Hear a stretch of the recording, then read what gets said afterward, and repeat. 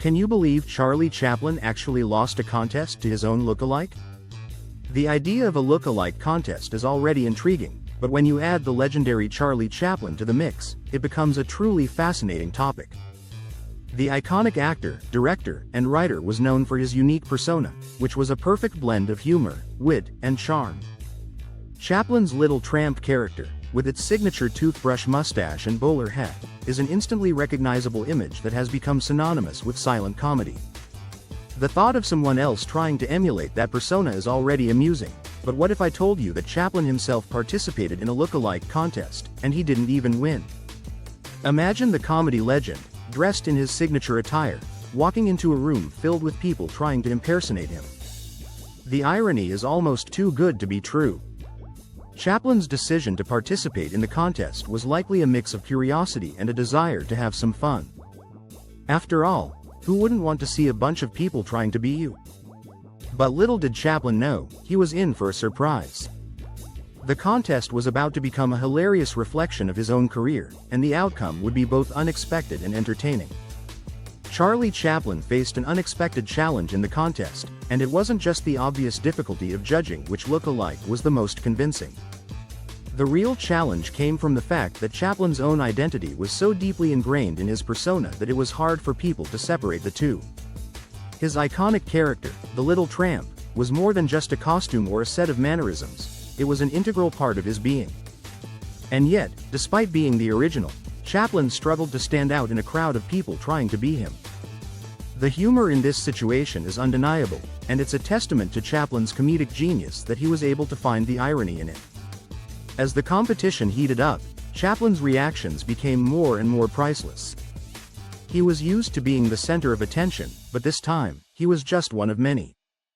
The audience was in stitches as they watched the legendary comedian struggle to keep up with the contenders.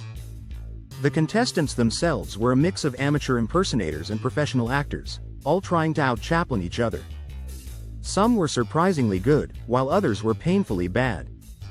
But despite their best efforts, they couldn't help but look like they were trying too hard.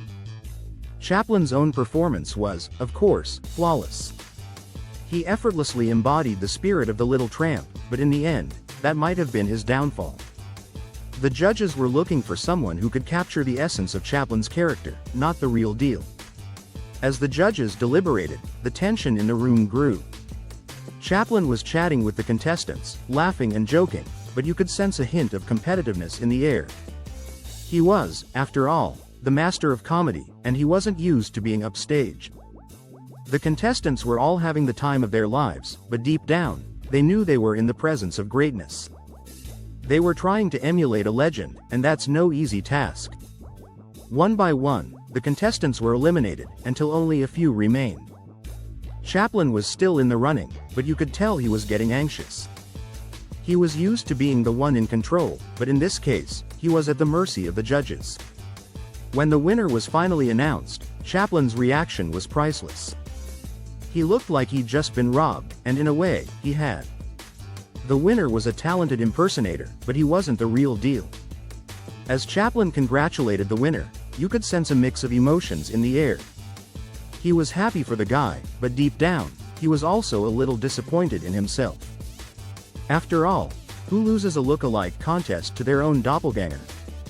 The moment Chaplin realizes he has failed to win the contest is a masterclass in comedic acting. He's trying to be gracious, but you can tell he's seething with pride and disappointment. The absurdity of the situation is heightened by Chaplin's signature style, which is both humorous and poignant at the same time.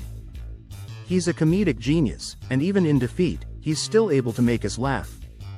In the end, the look-alike contest was a fascinating reflection of Chaplin's career and persona.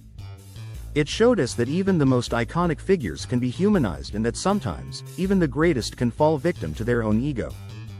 The humor in the situation is undeniable, but it's also a reminder that identity and recognition are complex issues. Who are we, really? Are we defined by our image, our personality, or something deeper?